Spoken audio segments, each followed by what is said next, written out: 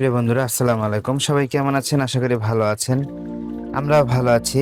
তো দেখেন, জিনের আম্মু কিন্তু কতগুলো দুধ নিয়েছে, আর এটা হচ্ছে পুরোটাই রমজান মাসের জন্য। আর জিনের আম্মু কিন্তু রমজান মাসের প্রস্তুতি নিয়ে ফেলছে, যে কারণে আজকে সে প্যাকেটের কাছ থেকে কতগুলো দুধ নিয়েছে। দেখেন, এগুলো সব বোতলে সংরক্ষণ করে রাখবে।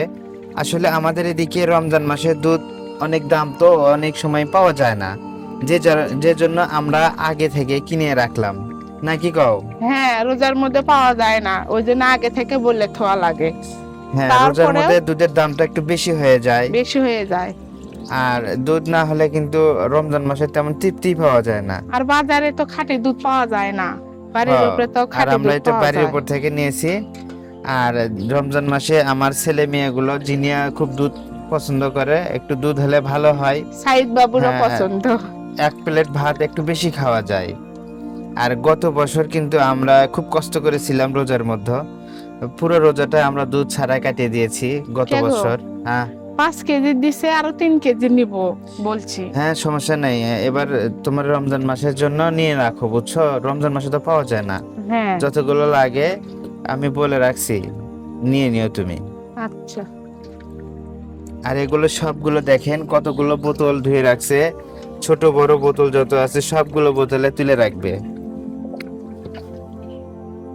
তো এখান থেকে আবার এখানে নামাচ্ছ কি জন্যে? অনেক সময় ফ্রিজের দুধ গলতে দেরি হয়, ওই ছাকাটা ঝামেলা, ওই জন্য একবারে ছাকে বোতলে রেখে দেবো। ও, থাকে নিচ্ছ সেজন্য। হ্যাঁ, ভালো করে ঢালে দেখো, প্রয়োজন যায় না। না না, যাবে না। এত যত্ন করে করেছি ফেলে দেওয়ার জন্য। দেখো, হ।